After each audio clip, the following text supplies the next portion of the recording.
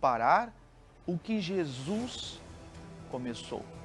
Nós vamos ver hoje um texto sagrado no livro de Marcos, uma passagem que o Senhor Jesus disse: nós vamos passar para o outro lado da banda, da margem, mas a tempestade ela era muito forte, mas a promessa ela era muito maior. Então, quando Jesus está no nosso barco, Ele certamente vai garantir, a presença dEle nos dará paz. É o que nós vamos acompanhar agora.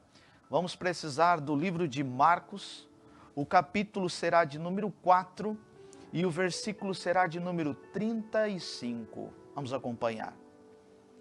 Naquele dia, sendo já tarde, disse-lhes: passamos para a outra margem. Bom, nesse texto aqui, nós acompanhamos que já era tarde. Às vezes você pode estar se sentindo cansado, exausto, sem forças, mas o Senhor Jesus garantiu companhia a eles. Jesus não disse, vocês vão, não. Ele disse, nós vamos passar.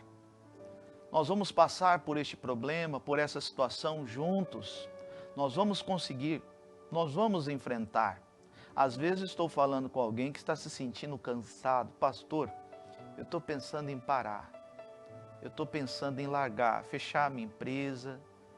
Pastor, eu estou pensando em ir embora de Criciúma. Estou pensando em abandonar. Às vezes passa até pensamentos loucos na cabeça da pessoa. Eu estou cansado desse casamento. Eu estou cansado deste negócio.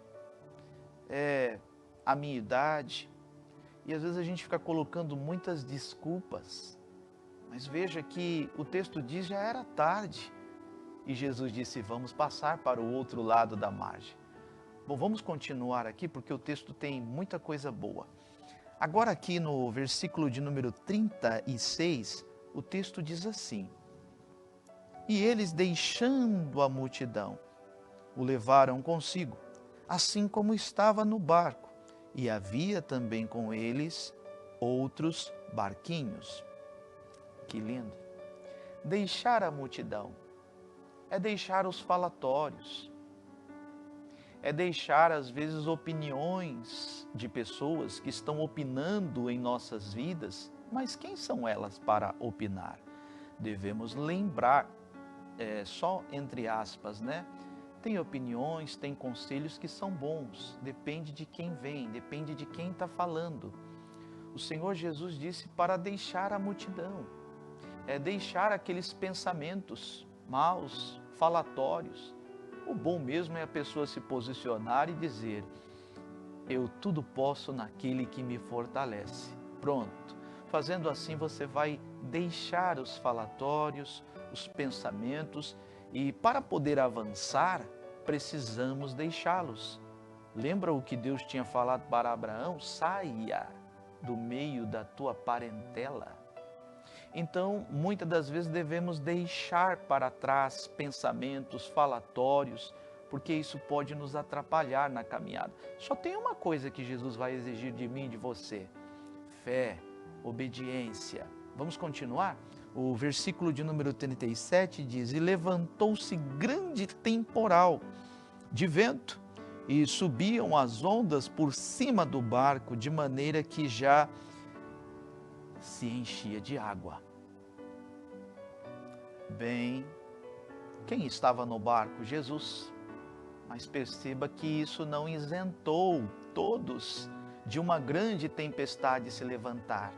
E às vezes na nossa vida a tempestade se levanta, mas a presença de Jesus garante, ela é maior.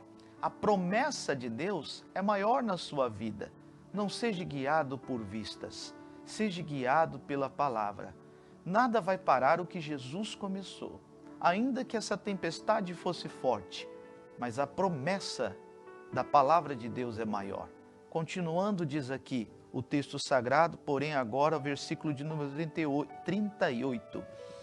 E ele estava na polpa dormindo sobre uma almofada, e despertaram-lhe dizendo: Mestre, não te importa que pereçamos? E ele, despertando, repreendeu o vento e disse ao mar: Cala-te, aquieta-te. E o vento aquietou-se e houve grande bonança. Mas que glória a Deus!